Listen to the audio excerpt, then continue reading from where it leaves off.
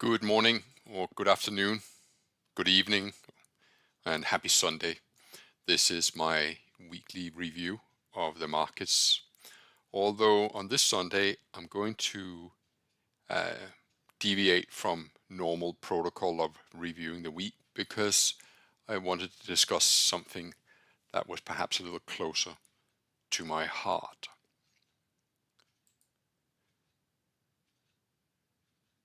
It was an epic trading week. The markets were incredibly bullish with the DAX indices and the FTSE indices making in Europe all-time highs, while the US putting in a very stellar performance after the abysmal December that it had. So there's many things I want to discuss, amongst others, what's going to happen next week. I also want to draw some comparisons between what we're seeing right now and 1987, but I may have to do that tomorrow, because in this video I want to give an update on the live trading challenge. I want to give thoughts for the upcoming week, and then I want to give a talk, which is what is called Behind the Monitor, and then I'll be closing. And I imagine that the whole thing is going to take approximately 30 minutes. The status before week 2 started was that I had finished Friday last with £10,999 on the account, up from 10,000, so a 10% week. But I had actually gone short on Friday night last, so that when it opened up Monday morning, I was already about 5% in profit. That was the status when I started on Monday morning, and this is status as of Friday evening.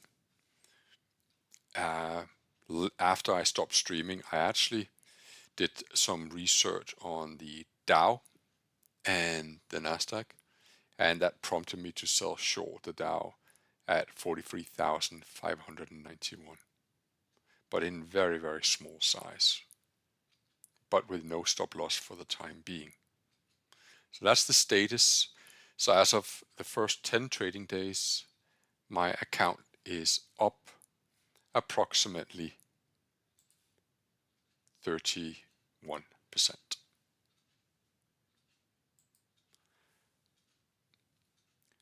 The upcoming week is going to be different because we have a public trading holiday in America tomorrow. It is Martin Luther King Day, and the US markets are closed. The futures might be trading, but the markets are closed. I will be keeping an eye on it, but I generally don't trade Europe on days where the US markets are closed, so I will not be streaming tomorrow. If I do anything on my account, I will announce it in my Telegram channel, which I will give you the address for momentarily. And here's the address for my Telegram channel. And that kind of leads me on to what the topic of today really is about. Because it's now 6 years ago since I started my Telegram channel on the first days of 2018. And at the time I thought it would be a good idea to share some trading wisdom and from time to time some live trades. But I had no idea what it would evolve into, what it is today in 2025.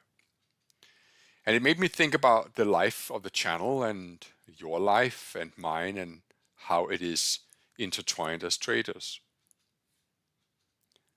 And it made me ponder about the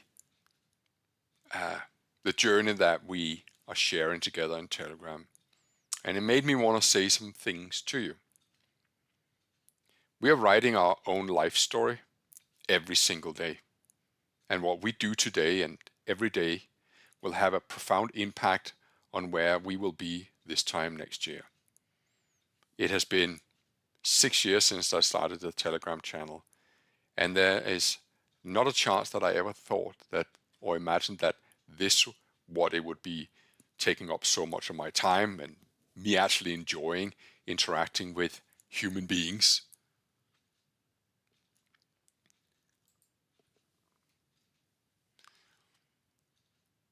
What I've come to appreciate over these years is that most people don't know what they want in life. And I come across all sorts of men and women in my daily travels, in Telegram and in general, but especially when you run a channel where you, as I am as accessible as I am. And you have people showing you their best sides and their worst sides. But sadly, most of the people who contact you just want a quick fix. So from time to time, I'll ask, what is it that you actually want? And I'll frequently give them a whole lot more than just a quick fix. But I don't think they really appreciate the lesson or the invitation that I'm giving them. They just want to know if gold is going up or oil is going down or what's going to happen to Bitcoin. They don't really seem to want to learn this craft. And so I tend to ask them 3 questions. What do you want? And how badly do you want that? And then I ask them, what are you willing to sacrifice? Because I know that to arrive at the position where I am today, I had to make significant sacrifices. Sacrifices in terms of priorities in life and time spent. I think trading is a beautiful vocation, but it's a tough vocation. It is within the reach of most people to make a living from trading, but I imagine that most people completely underestimate just how difficult it is. We seem to think that if I can just learn a couple of techniques or a framework from an analysis point of view, then that's all we need. But the reality is that trading becomes difficult when those first losers creep in and we are being asked to keep doing what we are supposed to do, knowing full well that the last 2 or 3 trades have been losing trades. That's difficult, and to keep at it is difficult. Not impossible, but difficult.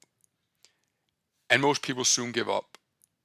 And I think the ones I'm most sad about are the ones with so much ability, but no desire to use their natural given abilities. And they're just drifting through life with no real aim, no real desire, and with no real plan for its accomplishment. And then you meet those who have a little talent, a little natural ability, but they're grafters and they work hard, undeterred by what other people say to them or about them.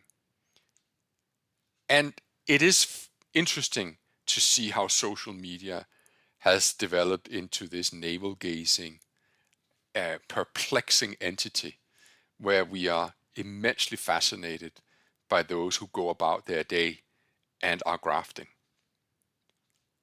I brought this along because I think it's humorous that someone I've never heard of, no idea who they are, will begin to make a guesswork on how much I am worth. But even more so, to read that I am making about $60,000 a year from YouTube, when anybody who has ever watched a YouTube video of mine will know that there are no adverts on mine, that I haven't signed up for the YouTube advertising payment scheme, because I am so annoyed when I watch YouTube videos that they're interrupted. And since I don't run courses or sell signals, it is puzzling how they arrived to this number. But that is what people do. And people will take your work, and some will love it, and others will say that you're the thing that you poured your heart into is unfortunately just another one of those typical trading books. And we are quick to call each other charlatans. But it's a below average trading book that I had spent, I don't know how many hundreds and hundreds of hours. But it's inevitable that you will go through life and there will be people who do not think that you are anything special. And that's absolutely fine, because in there is an important lesson, something I had to learn in the last 6 years. And trust me, really truly trust me when I say that the more successful you are, the more people will comment on you. Your life has become their business. And I don't think I have ever been criticized by someone who was more successful in life than I was. Because successful people generally don't bother. They're too busy forging their own story rather than commenting on someone else's story. And the story is the main focus of my life, because this is where I'm going to end. And when I get there, when you come to your end of your life, what do you want to be able to say? And I ask myself this question almost daily. I believe it's a very powerful question because it transcends what other people are thinking about you and what other people are saying about you. Isn't that grand theater of life where each of us plays a unique role and we're contributing our part to the larger tapestry and narrative of humanity? And it's a big stage, and the spotlight is forever shifting. But the essence of our performance, our lives and our behaviors lies in the authenticity and the passion that we bring to it. And our legacy is not measured by the applause that we receive, but how it actually echoes, how our action echoes in the hearts and minds of others. What more could you ask for? Well, perhaps one more thing you could ask for, and I think, and I argue that's even more important, at least I hope, it is that how our actions echoes in our own hearts while we are still living. It isn't the pursuit of happiness that I enjoy. It's the happiness of the pursuit. Reaching your goal is almost always an anticlimax. But the pursuit of it, that's happiness. So imagine your life as a book where each chapter is filled with your victories and your struggles and your growth and your moments of sheer joy. What story is it that you wish to leave behind for future generations to read? What story do you want in that book, so that when you look in the mirror and you see yourself, what is it you want to tell yourself? What is it you want to say, I did that? And what is that? I don't think it's the grand gestures alone that defines us, but the consistency by which we go about our day.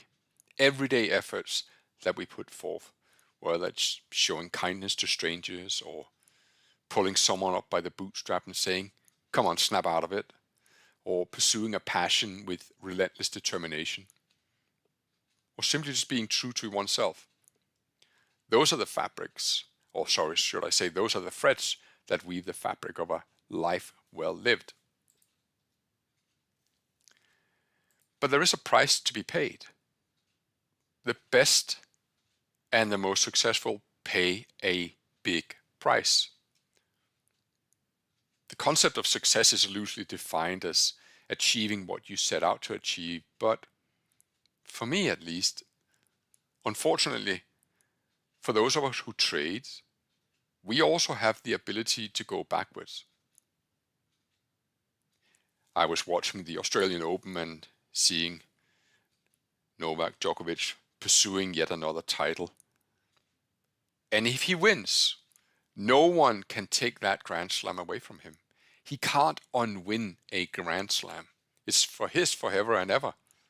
It can't be taken away from him. But a trader doesn't have that luxury. We're forever a few clicks away from having to start all over. And so for me, it is my daily behavior that is under scrutiny, much more than how much did I make or lose at the end of the day. I'm more interested in, I made money, but did I do it the wrong way? Or I lost money, but did I do what I was supposed to do? And as I said earlier, we wake up every morning and we decide who is it that we want to be. Now, personally, my alarm clock rings at 4:40 in the morning, even though the markets don't open for another 4 or 5 hours. And I have no reason for getting up, except for the reason that I tell myself. And every day, as I see it, is an opportunity to continue the behavior that I have set in motion, or to discontinue that behavior. I can wake up and I can fight the old Tom, or I can go back to sleep and quickly and effortlessly slip back into my old self.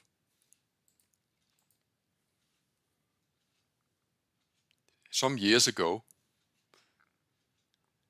I had a post-it note taped to my bedside table, and I would read it every night, closing my eyes, imagining that I had achieved becoming a millionaire.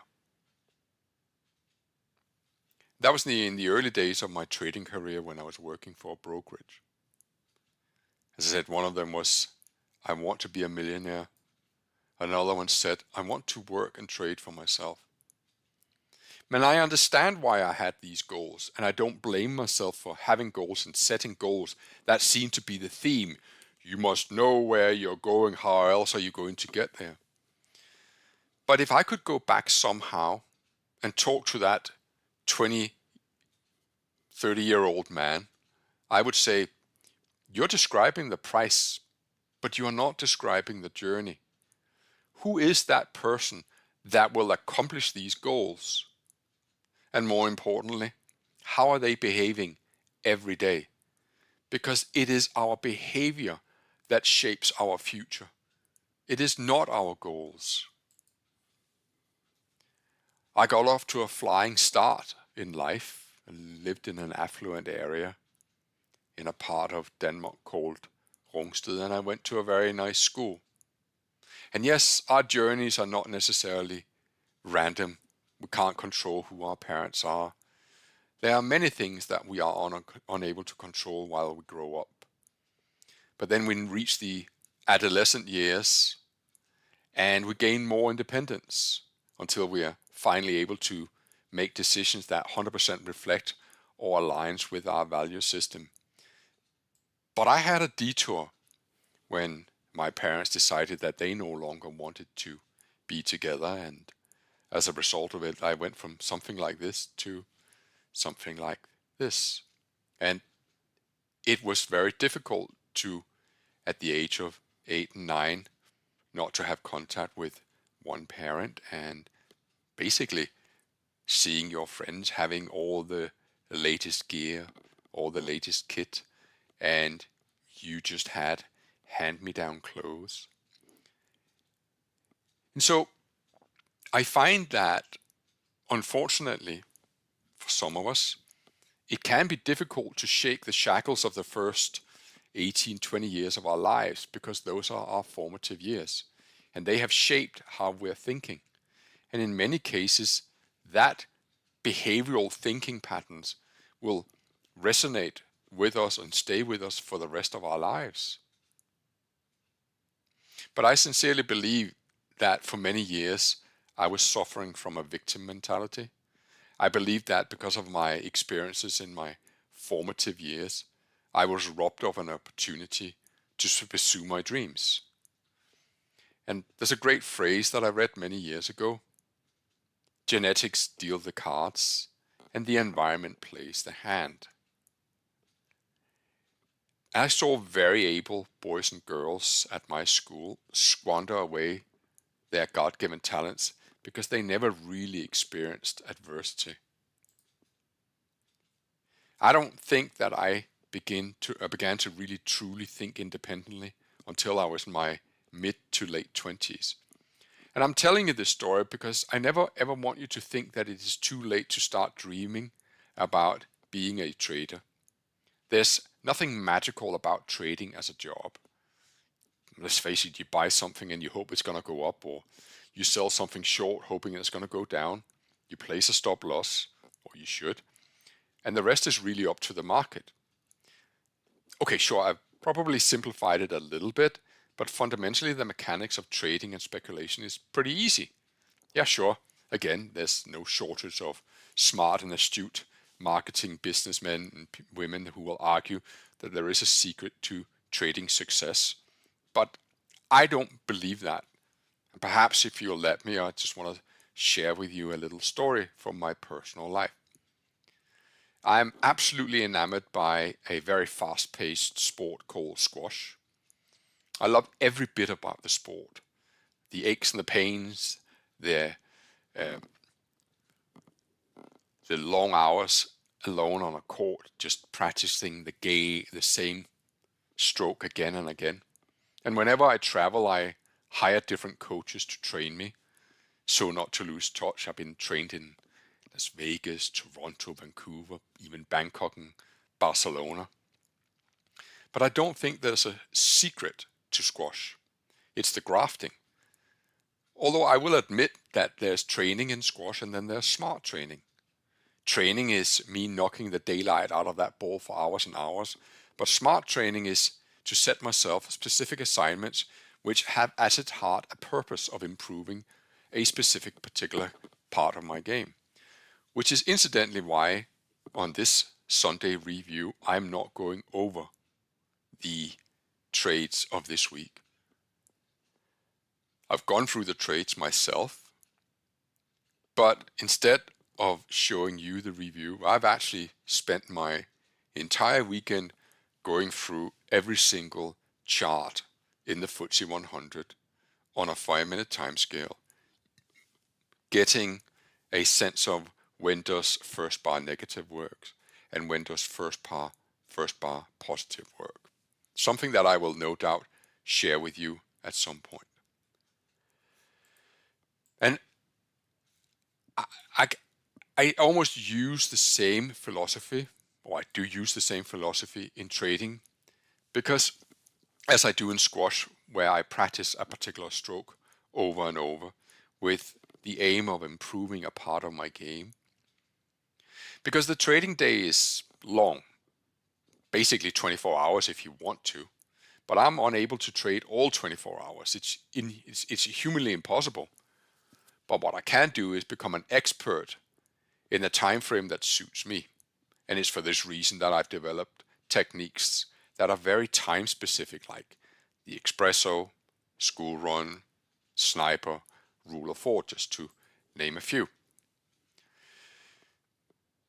But I want you to know that there will always be an excuse for not doing something, or even doing something.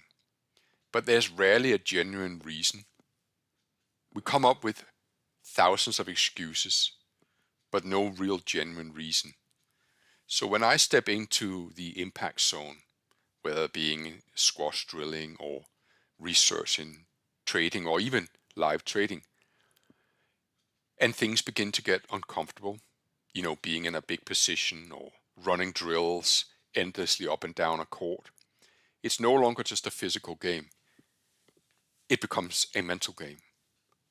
The comfort zone is behind you and your mind develops hundreds of excuses for leaving the discomfort and to seek refuge on the shores of comfort. I'm too tired. People on Reddit think I'm a scammer and a fraud. Someone trashed my public trading day on YouTube. It's too difficult. I've bitten off more than I can chew. And the list is long, but they're just excuses. And I began to accelerate my life trajectory, and in particular my financial trajectory, in my 30s, when I started facing up to my excuses and my victim mentality. Yeah, sure, it was a crappy childhood, but not without its moments, and I learned to fight. And yeah, I wasn't treated as nicely as children probably should have been treated, but I learned not to lash out, and I developed empathy. And yeah, sure, we didn't have any money, but I learned the value of saving and living within my means.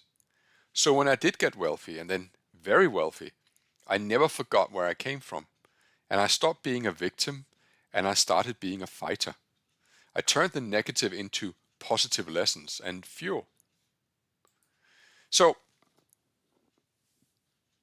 there will always be someone who's very quick to sell you an acceleration of success. And there will always be people who will prepare to give up because of the thousands of excuses that they're making up. And there will always be thousands of excuses, but not a single reason why you couldn't be absolutely everything that you think you can be, and perhaps a whole lot more. And even if you don't achieve at the highest level because of where you live or where you came from, you can still be a significantly better version of yourself in the future. And to me, it really all boils down to one thing, and that's attitude. Yes, sure, we all want to trade big size and make big killings, but would it be so bad? Would it be so bad if you just started supplementing your job income with 10 or 20% a year from trading?